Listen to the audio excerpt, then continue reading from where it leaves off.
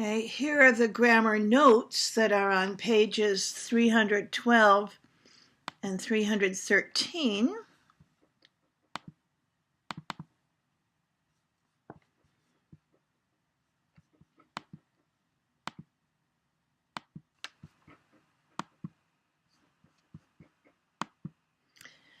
Okay, first of all, adverbs have several different functions. Adverbs can modify verbs or adjectives or other adverbs.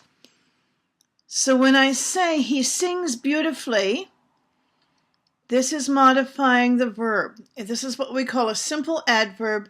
It goes after the verb it modifies.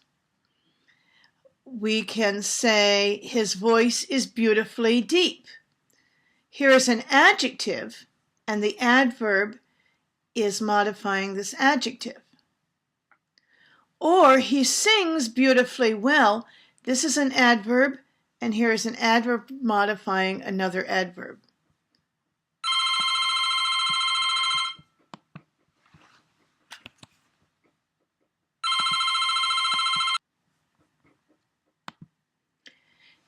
Some adverbs also modify whole sentences, and these are called sentence adverbs, or also called viewpoint adverbs. And we talked about those a little earlier in the grammar presentation. Many of them are also on your list of logical connectors.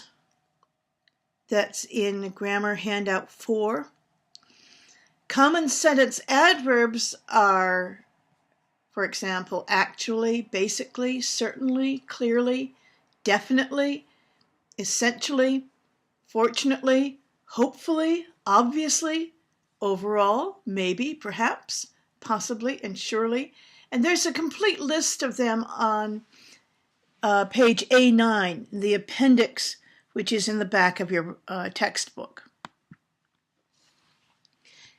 And you can see in these examples that they can go in different places in a sentence.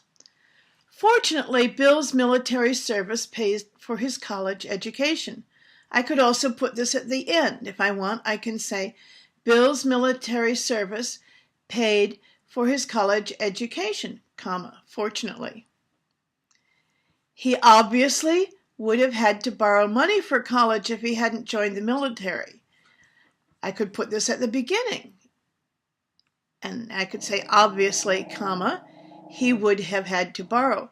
Or I can put obviously in between these two and say he would obviously have had to borrow.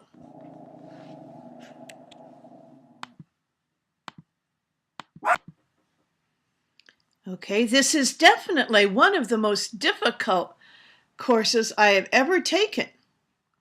If I want, I could put the definitely here. I could say this definitely is one of the most difficult courses I've ever taken. If I want, I can put definitely at the beginning. Definitely, comma. This is one of the most difficult courses I've ever taken. Clearly, we talked about earlier. Most Americans have clearly never learned much about other countries. Most Americans clearly have never learned. Clearly, most Americans have never learned. Or I can put it all the way at the end. Most Americans have never learned much about other countries, comma, clearly. We will have a quiz tomorrow, perhaps. Perhaps means maybe. Perhaps we will have a quiz tomorrow. We perhaps will have a quiz tomorrow. We will perhaps have a quiz tomorrow. Hopefully, this won't be on the final exam. And this one actually is a funny little exception that it does not move into the middle of the sentence. Oh, yeah, it can. It can. Sorry, I take it back.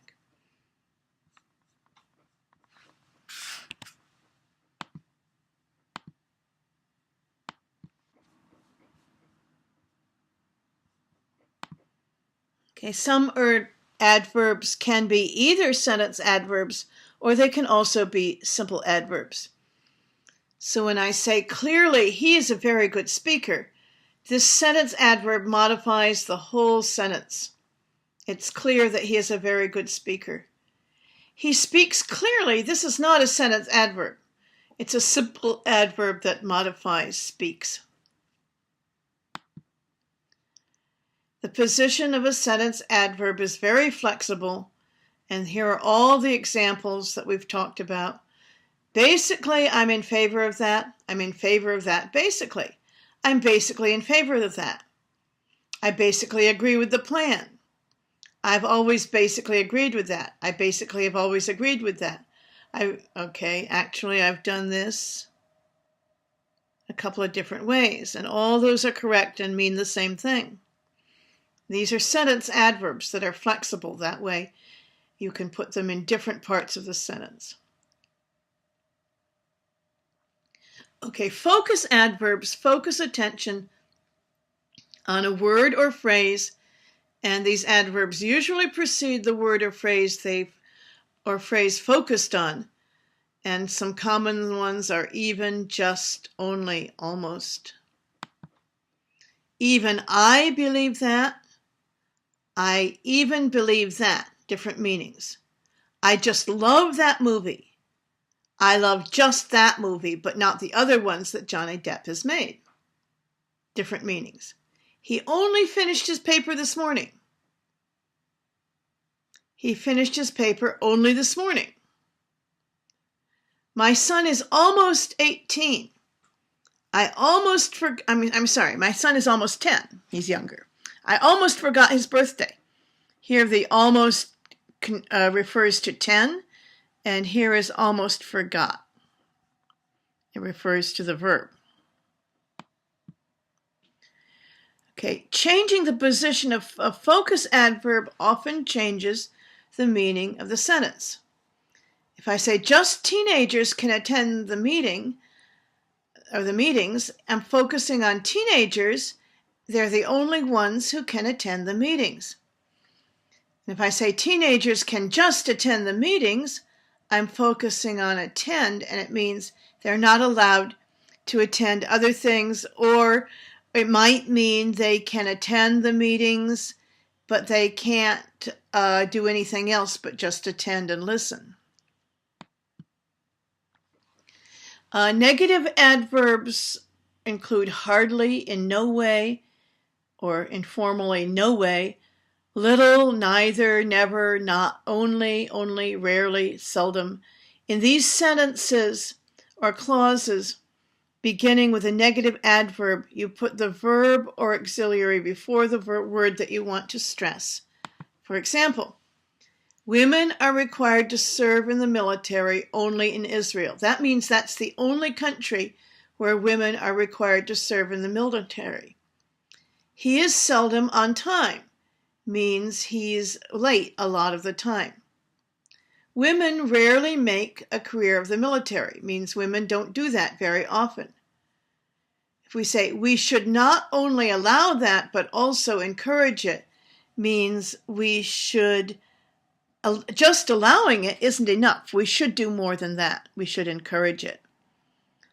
I had never heard such a strange idea, meaning never in my life. Okay? Women have seldom served in combat, or women seldom have served in combat means they haven't done it very often. Okay, now I can do this formal reversal of the verb the way you do it in a question.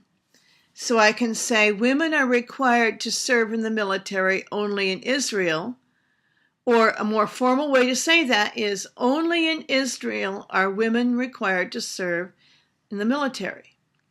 He is seldom on time. Formally, I can say seldom is he on time. Means the same thing, but it's more formal. Women rarely make a career of the military. Rarely do women make a career of the military. Formal way of saying the same thing. We should not only allow that, but also encourage it. Means the same thing as not only should we allow that, but also encourage it. I had never heard such a strange idea. Never had I heard such a strange idea. I'm going to have to fix that. I changed the verb tense there, and I shouldn't have done that. I'm going to stop and do that right now so you don't get confused.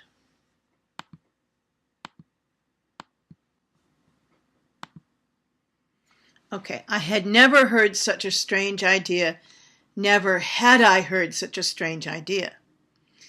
Women have seldom served in combat, or women seldom have served in combat. And then here it is with the formal reversal, seldom have women served in combat. You don't really need to know how to form this construction here, but when you hear it, you need to understand that this is a formal way of saying these sentences. However, neither or neither, some people pronounce neither, some people pronounce neither, doesn't matter which. Neither is followed by question word order in both formal and informal English. Back here, these sentences are all very formal, but here it's perfectly informal to say, my grandfather never served in the military and neither did my father. I don't agree with that statement. Neither do I. That's both formal and informal, and the most common way that we say it with neither. Okay, here and there are other adverbs that force the inversion. That means make you reverse the subject and verb for the question order when they come at the beginning of a sentence. So when someone says, here is your money, there goes the bus.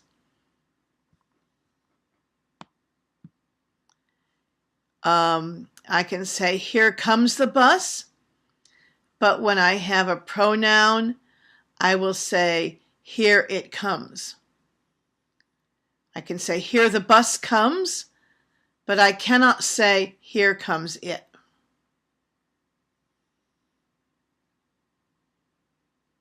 I'm going to stop here. There's a mistake here.